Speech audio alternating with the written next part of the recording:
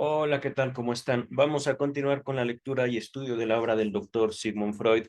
Estamos ya en el segundo texto del volumen número 18, un texto que tiene por título Psicología de las masas y análisis del yo, un texto de 1921. A partir de este momento voy a compartir con ustedes la pantalla donde tengo el texto para que ustedes me acompañen en mi lectura y no se note tanto esta pantalla verde traicionera que tengo detrás de mí. Adiós, doctor Freud, nos vemos al ratito. Ahorita nos vamos a encontrar con sus palabras, su texto, Psicología de las masas y análisis del yo, 1921, ¿vale? Dice la nota introductoria, bueno, antes de entrar en la nota introductoria, les dejo en pantalla. Este es el título en alemán, el idioma original, el idioma natal del doctor Freud. Abajo aparecen las traducciones en castellano, hechas todas por Luis López Ballesteros. Que, por cierto, terminado este texto, terminada esta lectura que haré de todos los volúmenes de la edición Amor Ortu, comenzaré poco a poco a leer también todas las traducciones de Luis López Ballesteros. Ya tengo los archivos. Es decir, este texto va a ser, digamos, estudiado primero conforme a las traducciones de la Standard Edition. La Standard Edition, ediciones Amorortu, los libros verdes. Ajá. Dice el traductor, un alumno de Sigmund Freud, James Strachey. En la primera edición alemana, lo vemos aquí, algunos párrafos del texto principal de la obra fueron impresos en un tipo de letra más pequeño. Siguiendo instrucciones de Freud, cuando traduje esta obra al inglés en 1922, convertí esos párrafos en notas de pie de página. Miren, qué interesante. Esta misma conversión se efectuó en todas las ediciones alemanas subsiguientes, salvo el caso mencionado en las ediciones, salvo el caso mencionado, página 91, nota 4. Ahorita estamos en la página 65. Eh, Creo que de aquí lo importante sería destacar, leer a Freud no es sencillo, y al parecer Freud no quería hacerlo sencillo. Ajá. Vamos a continuar. En las ediciones posteriores a la primera edición, Freud introdujo leves modificaciones y agregados. Por las cartas de Freud, sabemos que se le ocurrió por primera vez la, entre comillas, simple idea de explicar la psicología de masas o de las masas en la primavera de 1919. En esa época no produjo nada al respecto, pero en febrero de 1920 ya estaba trabajando en el tema y en agosto de ese año ya tenía escrito un primer borrador. No obstante, no comenzó a darle su forma definitiva sino hasta febrero de 1921. El libro quedó terminado a fines de marzo y se publicó 3 o 4 meses más tarde. Hay escasa conexión directa entre la presente obra y Más allá del principio de placer. Este texto ya lo tenemos, se los dejo en la descripción, completo, que la precedió muy de cerca. Las hilaciones de pensamiento que Freud retoma aquí derivan más bien del cuarto de los ensayos de Tótem y Tabú. También ya lo tenemos, se los dejo en la descripción. Tanto el Tótem y Tabú completo como el cuarto ensayo, ¿vale? O el cuarto capítulo, podríamos decir. Dice el texto, así como de su trabajo sobre el narcisismo, entiéndase, introducción del narcisismo, que también se los dejaré en la descripción, en cuyo último párrafo se plantean muy compendiadas, es decir, muy comprimidas, resumidas, muchas de las cuestiones que aquí se examinan. Y de duelo y melancolía me lleva. Fíjense, es que ya se mencionaron uno, dos, tres, mm, cuatro, cuatro textos. Yo creo que al menos representarán unas 20 horas de estudio. Y esto, resumiendo el tótem y tabú, solo al cuarto de los ensayos, con todo tótem y tabú, que abarca, si mal no recuerdo, la mayor parte o es uno de los textos más, uno de los ensayos más largos de Freud. Yo creo que el puro tótem y tabú en solito son justo 30 horas de estudio. Entonces, esto implica bastante estudio, ya lo hicimos. Ahorita parte de mi trabajo al leer este texto que estamos abordando va a ser señalar o desarrollar hasta cierto punto, según mi memoria me permita, los temas o los comentarios al respecto de estas obras, ¿vale? Dice el texto.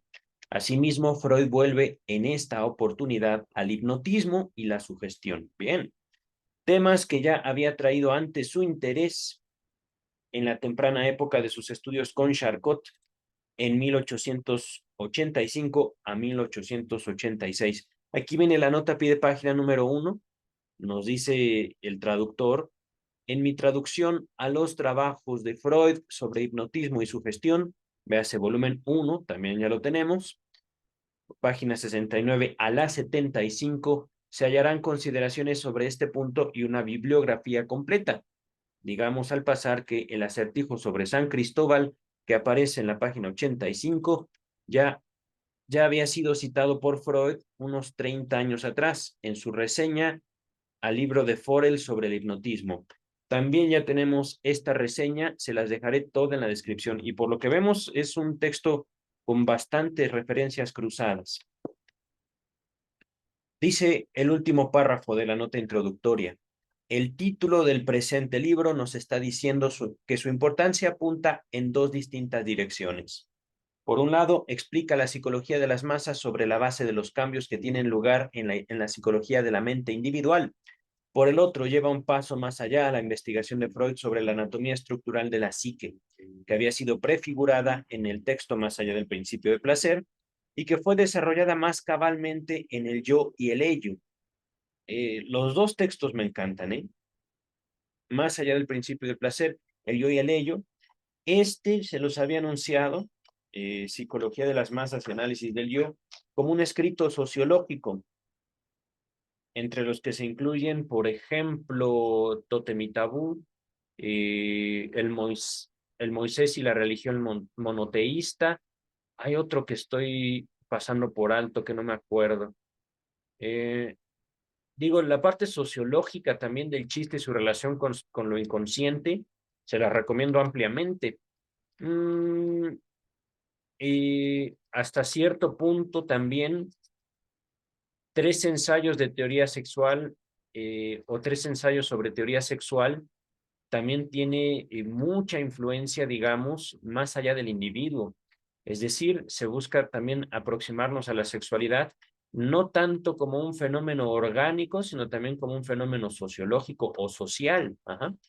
Ahorita, sin más, vamos a pasar a leer esta introducción. Creo que sí, sí, son 2 páginas.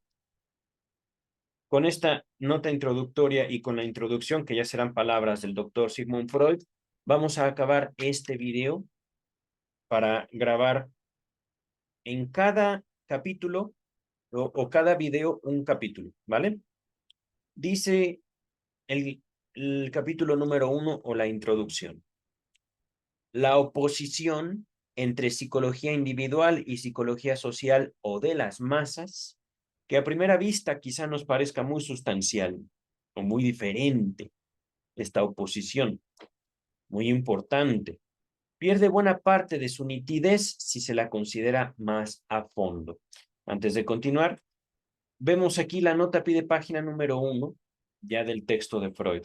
Masse, esto quiere decir la palabra alemana que fue pasada al español como masas. Masse. No se dice así, no sé pronunciar el alemán. Ajá. Freud traduce con esta palabra tanto el término group, el inglés, empleado por McDougall, como full, o fully. No me acuerdo, este es francés, de Le Bon. A su vez, McDougall tradujo al inglés el término de Le Bon como crowd, Grupo, no, si este es grupo, este sería como, ay, ¿cómo decirlo? Sinónimo de grupo, crowd. Eh, no se me ocurre ahorita un sinónimo de grupo. Las masas, the crowd. Vamos a continuar, ¿vale? Pero estas dos palabras son inglesas. Esta de acá arriba es alemana. Inglés, inglés, francés. Ajá. Continuamos. Entonces dice Freud, cuando pensamos que las personas piensan distinto de las masas, hay mucho que decir. Dice Freud, es verdad que la psicología individual se ciñe, es decir, se pega, proviene, es inherente al ser humano singular y estudia los caminos por los cuales busca alcanzar la satisfacción de sus mociones pulsionales. Aquí, antes de continuar, esto podría parecer un tanto oscuro, y es que lo he dicho casi desde que el doctor Freud usa esta palabrita pulsión, pulsional. ¿Qué carambas es eso, doctor Freud? No se preocupen. Aquí, irremediablemente, les comento, durante la mayor parte del el trabajo de Freud, Freud como doctor hace el intento, se dedica a acercar el pensamiento médico a un terreno humano. Lo estoy nombrando así, a través del uso del lenguaje y de ciertas palabras. En alemán era Trieb, pasó a la Standard Edition como pulsión. Luis López Ballesteros lo tradujo como instinto. Aquí yo les recomiendo mucho no casarse con palabras, no tomar las palabras como, digamos, palabra de Dios inalterable y sagrada por sí sola. No se trata de eso al estudiar a Freud. Se trata de acercarnos a la producción de un ser humano, esto lo enfatizo, no es palabra sagrada. Aquí también hago referencia al abordaje del lenguaje que Freud hizo en El chiste y su relación con lo inconsciente. En uno de los pasajes, en uno de los capítulos, Freud habla del problema de la traducción. El traductor traidor, haciendo un juego de palabras con el italiano, que recordemos, Freud, el chistosito, era políglota, es decir, hablaba muchas lenguas. Y en el chiste, su relación con lo inconsciente, nos encontramos con chistes en alemán, en italiano, en francés, en español, etcétera, etcétera, etcétera, etcétera. Entonces, cuando nos encontramos con la palabra pulsión, podemos entenderla como inclinación, como un empuje, como una tendencia natural. Ajá. Ya posteriormente Lacan hace una aproximación un tanto influido por la matemática y define la pulsión como un vector con una fuerza y con una dirección particular partiendo de un punto. Pero aquí lo genial, aproxímense al texto más allá del principio del placer, donde Freud habla muy a fondo de la pulsión. Y sin duda también otro texto de Freud al respecto de esta palabrita grosera, pulsiones y destino de pulsión. Todos estos textos los encontrarán en la descripción, pero aquí lo que vemos, antes de avanzar, es un planteamiento típico del psicoanálisis. Estamos hablando, en primer lugar, de pulsiones, digámoslo así, la influencia de la biología en la psique humana, en la mente humana, en la psicología. Aquí hablamos individual, es decir, yo me haré cargo de mi cuerpo. Pulsiones, típicamente son dos, pulsiones de autoconservación y pulsiones sexuales. Pulsiones de autoconservación son las que me llevan a vivir mi vida. Pulsiones sexuales son las que me empujan a que la especie sobreviva. Hablando de sexuales, justamente se tiene por típica la reproducción. Sin embargo, pulsiones de autoconservación justamente se puede entender como, por ejemplo, manifestadas a través del hambre, manifestadas también, y esto es donde encontramos el conflicto en las necesidades afectivas. No podemos aterrizar las necesidades afectivas de manera completa como pulsiones sexuales o como pulsiones de autoconservación. Lo pondré con otras palabras. Hay gente que dice, o recibo hoy un abrazo de ti o me muero. Y podemos decir, ay, qué exagerado, qué exagerada, pero son necesidades afectivas, son necesidades de amar y ser amado, amar y ser amada. Ajá. Es decir, en las pulsiones sexuales hay mucho que podemos nosotros también asociar con con las pulsiones de autoconservación. Y sin embargo, también la separación entre pulsiones sexuales y pulsiones de autoconservación, cosa que se hizo en más allá del principio del placer de manera tajante, de manera clara, eh, es una separación, digamos, únicamente conceptual, únicamente, digamos, para ayudarnos a entender el problema de la neurosis, de la cual poco a poco Freud se ha ido despegando, debo decirlo. Ya la neurosis no aparece y la neurosis era el problema principal de los primeros textos psicoanalíticos, justamente porque el doctor Freud presenta el psicoanálisis como una técnica para aproximarse en 1880, 1920, dentro de la comunidad médica hacia la neurosis, un problema de salud mental de aquellas épocas. Ajá. Ahorita, digamos, en este replanteamiento que Freud hace de sus ideas, ya no está aterrizando tanto en la neurosis. Se menciona por aquí y por allá, pero no de manera tan pesada. Ajá, no aparece tanto. Ahorita vamos a continuar con el texto, casi no hemos avanzado, pero es un texto muy cortito. Entonces, vemos aquí. Repito, es verdad que la psicología individual se ciñe al ser humano singular y estudia los caminos por los cuales busca alcanzar la satisfacción de sus mociones pulsionales, de sus deseos, podemos decir. Psicología individual, aquí el doctor Freud también está definiendo, no es interés del psicoanálisis definir la psicología individual, que también podemos entenderlo como las características del individuo fuera de una satisfacción de sus mociones pulsionales. Repito, no es necesario definir la personalidad afuera de lo que el ser humano hace para sobrevivir y a veces para que la especie sobreviva. A veces, pero es que eso es curioso. Ahorita seguramente vamos a hablar de esto de la especie en cuanto a las masas, pero antes de continuar, quiero pedirle a San Google, Dios lo tenga en su gloria, que me ayude a definir la palabra ceñir. Ceñir, ceñir.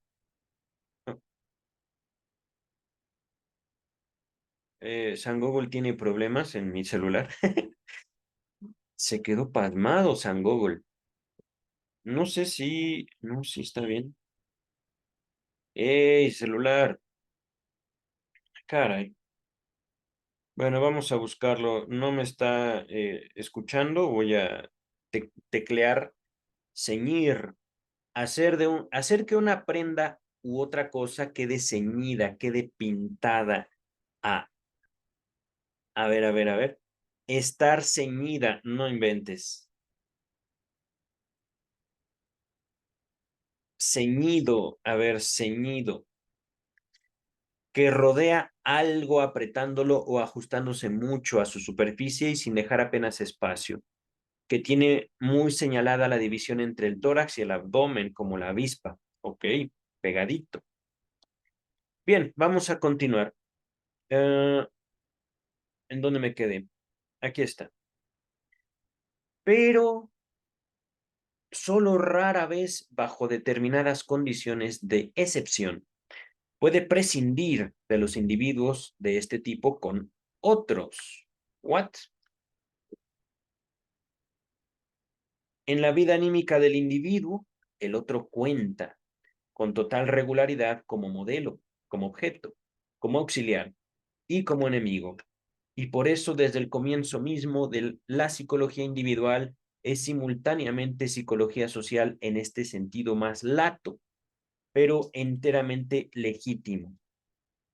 Es decir, miren, tenemos necesidades, tenemos inclinaciones, tenemos tendencias, pero resulta que nuestros semejantes pronto se revelan como una necesidad en sí mismo o en sí mismas.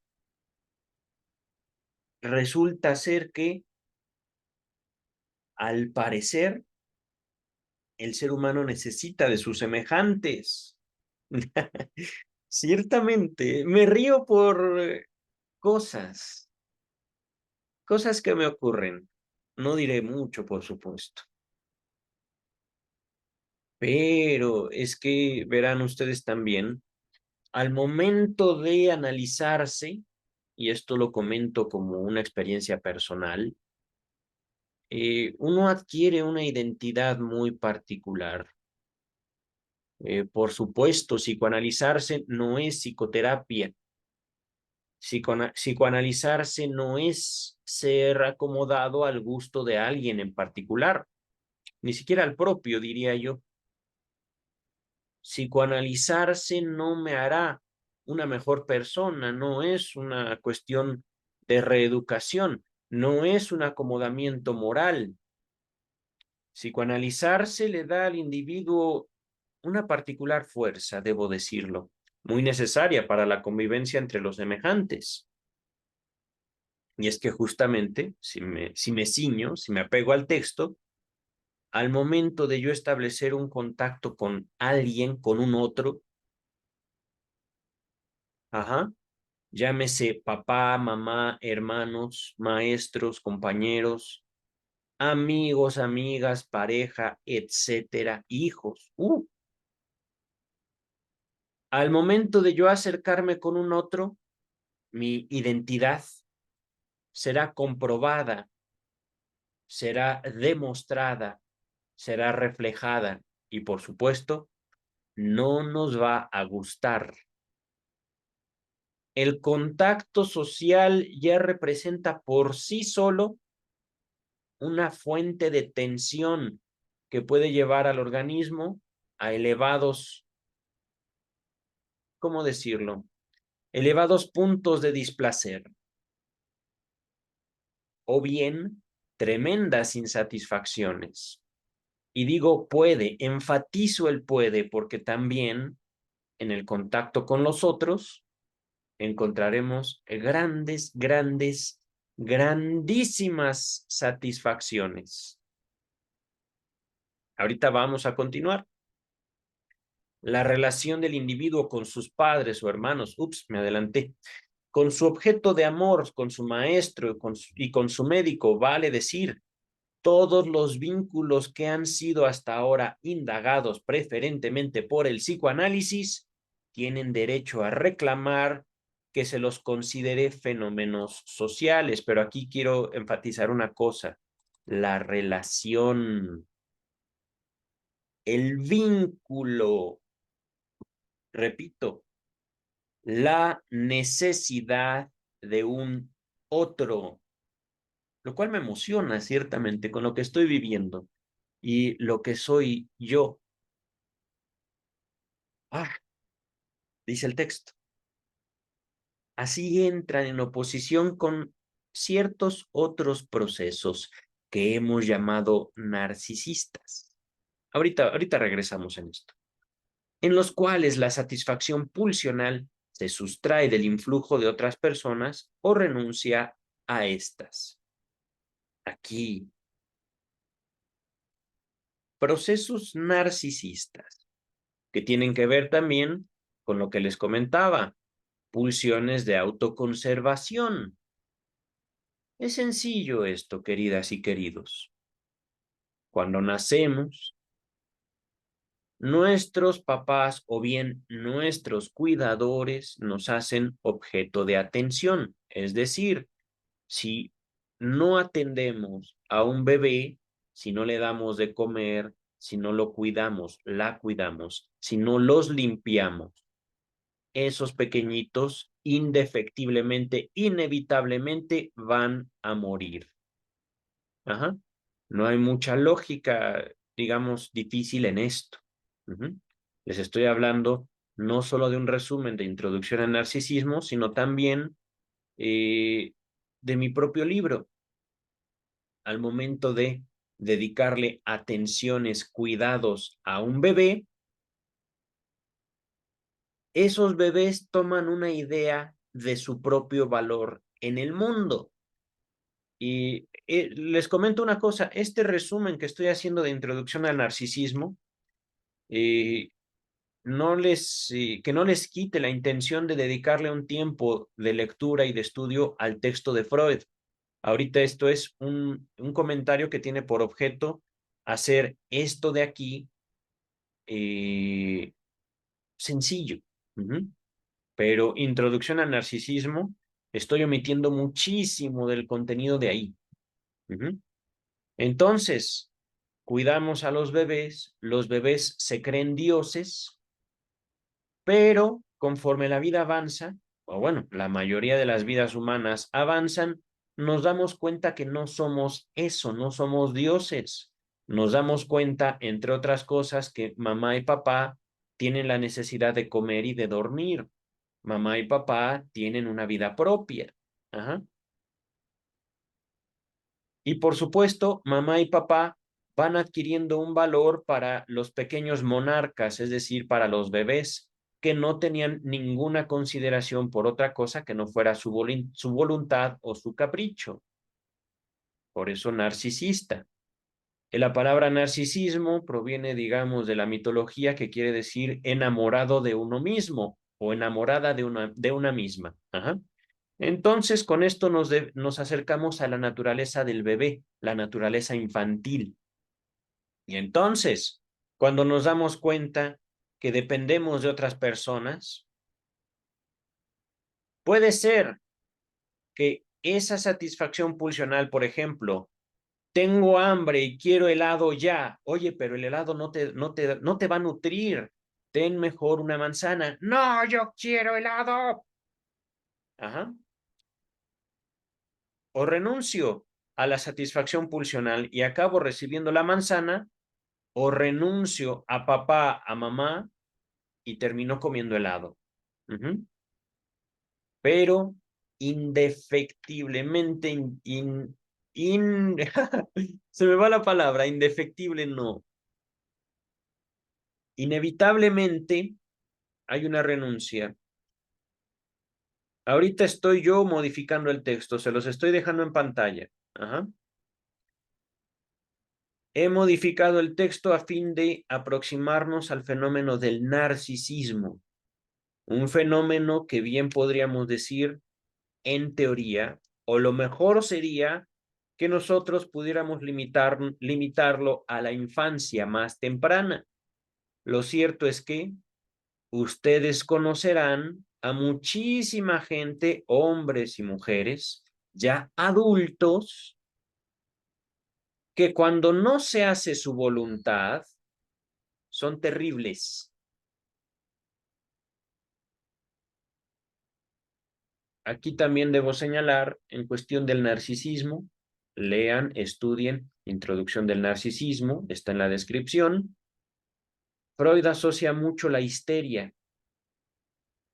Freud asocia mucho esta imposición de la voluntad a través de 1001 herramientas que, por supuesto, no son lindas socialmente hablando. Herramientas en manos, en el cuerpo, en la persona de un hombre, de una mujer, a fin de obtener, por lo general, su propia satisfacción a costa de los demás. Ajá. Ahorita repito el texto y continuamos. Así entran en oposición con ciertos otros procesos que hemos llamado narcisistas. Regreso aquí. La relación del individuo con sus padres y hermanos, con su objeto de amor, con su maestro y con su médico, vale decir, todos los vínculos que han sido hasta ahora indagados preferentemente por el psicoanálisis, tienen derecho a reclamar que se los considere fenómenos sociales. Así entran en oposición con ciertos otros procesos que hemos llamado narcisistas, en los cuales la satisfacción pulsional se sustrae del influjo de otras personas o renuncia a estas. Por lo tanto, la oposición entre actos anímicos sociales y narcisistas o autistas, diría Bleuler, diría quizá Bleuler, cae íntegramente dentro del campo de la psicología individual y no habilita a divorciar esta última de una psicología social o de las masas. Ahora entiendo también por qué una colega decía que yo era más bien un psicólogo social, porque no es posible, y esto también se los comento, concebir el psicoanálisis sin el amor. Hay un vínculo íntimo entre el amor como una construcción individual o subjetiva y el psicoanálisis, pero, por supuesto, el fenómeno del amor es el fenómeno de la construcción del lazo social. No hay lazo social si no hay necesidad de amor en un individuo. Voy a continuar con el texto. Por supuesto, este texto está riquísimo, no sé ustedes, pero lo estoy disfrutando mucho.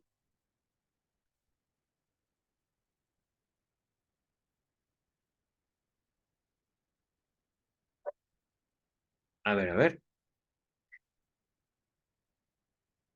Ah, sí, aquí está. En todas las relaciones mencionadas con los padres, hermanos, con la persona amada, el amigo, el maestro y el médico, aquí esto es importante, lo enfatizo yo, el texto lo deja así, el médico, el individuo experimenta el influjo o la influencia de una persona única o un número muy pequeño de ellas, cada una de las cuales ha adquirido una enorme importancia para él o para ella. Ajá. Habla de individuo. Ahora bien, cuando se habla de psicología social o de las masas, se puede prescindir o se puede dejar a un lado de estos vínculos y distinguir como objeto de la indagación la influencia simultánea ejercida sobre el individuo por un gran número de personas con quien está ligada por algo, al par que en muchos aspectos pueden serle ajenas. Por tanto, la psicología de las masas trata del individuo como miembro de un linaje, de un pueblo, de una casta, de un estamento, de una institución o como integrante de una multitud organizada en forma de masa durante cierto lapso y para determinado fin. ¡Oh, hoy! Por ejemplo, seamos amigos, seamos pareja, seamos compañeros. Vamos a un concierto, vamos a un café, vamos a hacer la tarea. Ajá. Vamos a besarnos. Ujú. Una vez desgarrado lo que naturalmente constituía su nexo, un nexo único, parecería indicado considerar los fenómenos que se muestran bajo estas particulares condiciones como exteriorizaciones o manifestaciones de una pulsión especial, ya no reconducible a otra, la pulsión social. Instinto de esta palabra no la conozco. Voy a ver el traductor. A ver. Herd. Ah, no es herd. Rebaño, instinto de rebaño, mente grupal o mente de grupo, que en otras situaciones no se expresaría. Miren, el doctor Freud, me ha gustado este texto, pero podríamos sin duda objetar, dice Freud, nos parece difícil que deba adjudicarse al factor numérico una importancia tan grande hasta el punto de que fuera capaz de suscitar por sí solo en la vida anímica una pulsión nueva. inactiva en toda otra circunstancia. Por eso nos inclinaremos más bien en favor de otras dos posibilidades. Que la pulsión social acaso no sea originaria e irreductible. Ahorita les comento el motivo de mi entusiasmo y que los comienzos de su formación puedan hallarse en un círculo estrecho como el de la familia. Es decir, no tenemos una necesidad instintiva por el otro.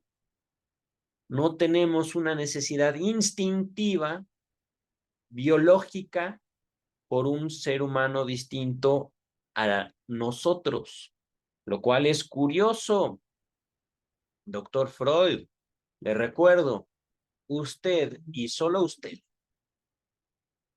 insistía más allá del principio de placer, que la naturaleza de la pulsión es regresar a un estado inanimado. Sin embargo, lo que yo también desarrollo en mi propio libro, Psicología de las masas, es el que estamos leyendo. Sexualidad infantil y crimen, psicoanálisis del Estado, volumen 1. Estoy trabajando en el 2, pero lo llevo muy atrasado.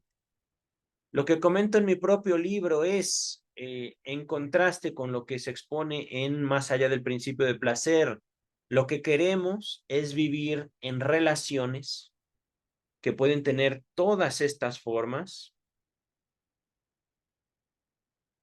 amantes, amigos, maestros, médico, padres, hermanos. Queremos comodidad, queremos permanencia, queremos estabilidad. Si mis padres me trataron de idiota toda mi vida, procuraré presentarme como idiota frente a mis maestros y obtendré así una estabilidad. ¿Pero cómo? No se trata de imponer valores morales a los individuos, no se trata de medir las relaciones humanas conforme a valores que no son constantes. La única constancia en la vida humana es la experiencia subjetiva. Y cuando yo, en mi familia, en mi grupo de origen, he vivido ciertas condiciones, por ejemplo, llamarle a mis hermanos perra, cosa que esto se los comento por una experiencia personal. Aquella muchacha con la que yo salía intentó tratarme o hablarme como eres un pendejo, le dije no. Y cuando yo veo que le hablaba de perra a su hermano, dije no, aquí no es. Podrían ustedes decir, ay, qué payaso eres, pero eso es justamente lo que les digo, es mi identidad, es mi historia. No forzaré relaciones donde no hay futuro para esas relaciones. Puede ser que aquella persona que yo aspiraba como una amada y que me demuestra que su hermano lo trata de pendejo, lo trata de idiota, y su hermano, por supuesto, le contestaba igual, ven para acá, estúpida, y ella reía, y ella trataba ella intentó tratarme así. Dije, no. Aquí, digamos, no pretendo decirles otra cosa más que ustedes tienen una identidad,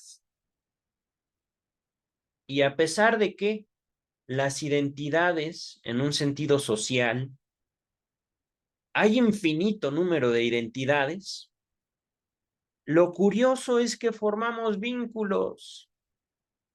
Así como yo le dije a esa muchacha no, habrá gente que le diga sí, y ven para acá, ahora tú eres mi perra, ahora yo soy tu pendejo, y ahora ambos somos estúpidos y nos hablamos de estúpidos, por ponerles un ejemplo. Ajá. Lo hermoso es justamente que la humanidad desarrolla necesidad el uno por el otro. Lo hermoso es que en una infinita variabilidad de valores en los cuales nos constituimos, hay ecos y hay gente también dispuesta a cambiar la forma en la cual él o ella se adaptaron a través de su familia a la vida.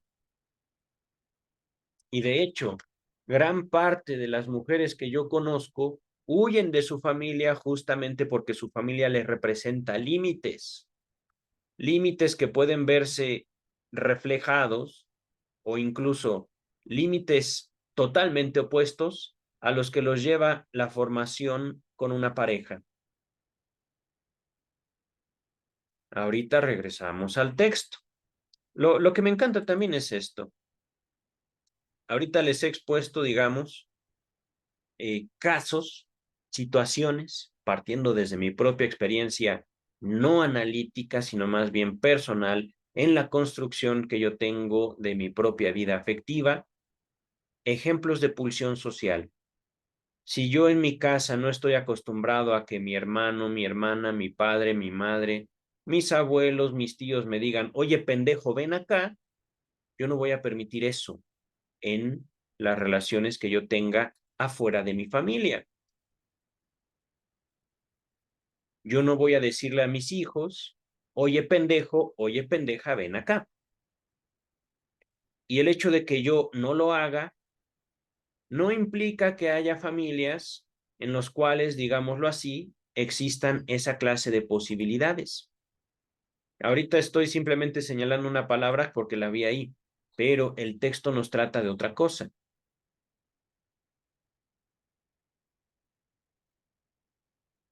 de pulsión social, una tendencia a la estabilidad, a la permanencia de las características de las relaciones familiares.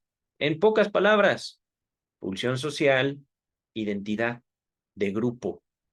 Identidad de grupo también conforme a una identidad individual, pero como verán, ya estamos a punto de terminar. ¿Qué les parece si dejamos el texto hasta aquí?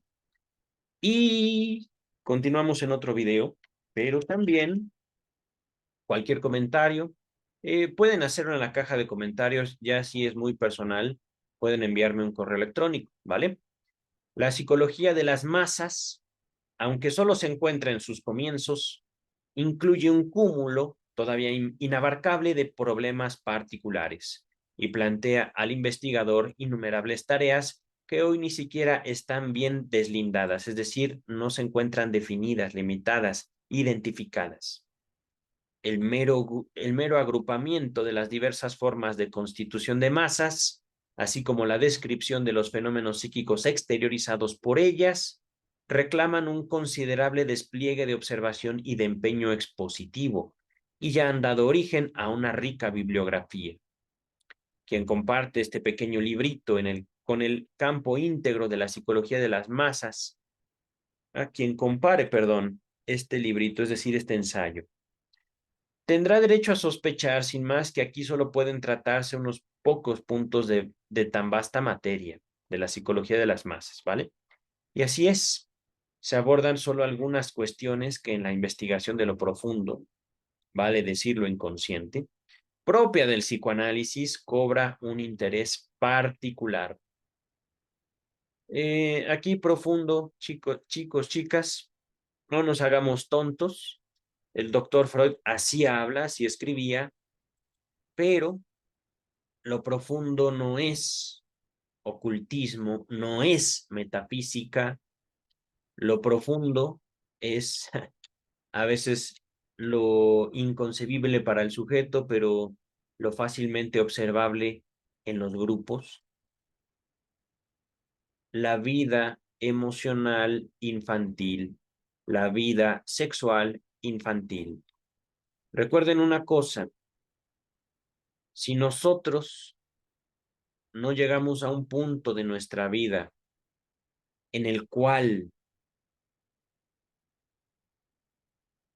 preferimos pasar hambre, pero que nuestro hijo coma, nuestra hija coma, Si nosotros, como niños,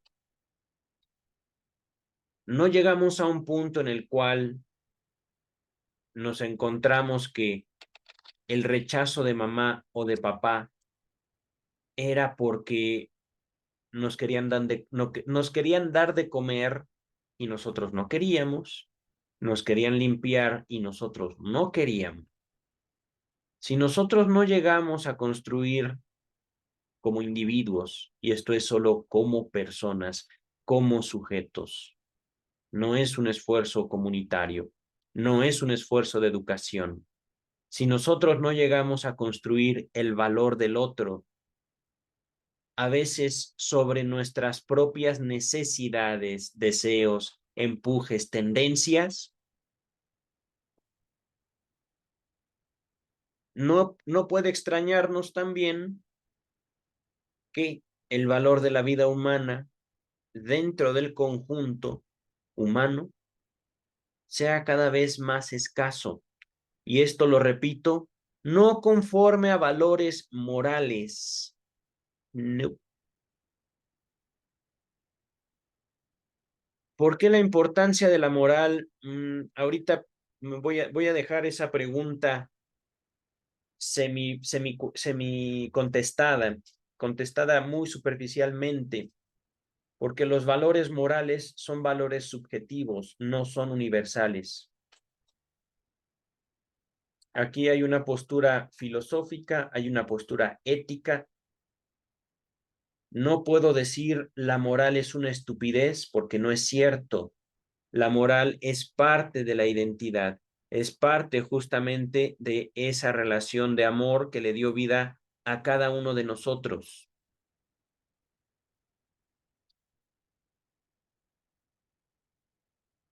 Y este asunto de la moral, este asunto, digamos, de lo que es bueno y malo para cada quien, no es, digamos, una discusión que pretenda llevarlos a ustedes a imponer su moral a otros. Eso no es psicoanálisis. Eso podría ser psicoterapia, aunque también la psicoterapia es la construcción de nuevos valores morales de acuerdo a una perspectiva positivista, una perspectiva, entre comillas, científica, cosa que es falsa también. Ahorita voy a dejar mi comentario hasta aquí porque el tema acerca de la moral, los valores, la identidad, la ciencia es muy amplio. Es un tema que estoy desarrollando en un trabajo sobre psicología, trabajo al cual le he dedicado ya mucho tiempo últimamente, pero vamos a dejar hasta aquí y vamos a continuar con el capítulo 2 en otro video, ¿vale? Están viendo ya el título en la pantalla, pero por el momento dejamos hasta aquí, al menos este video. Cuídense mucho y nos vemos para el segundo capítulo de Psicología de las Masas.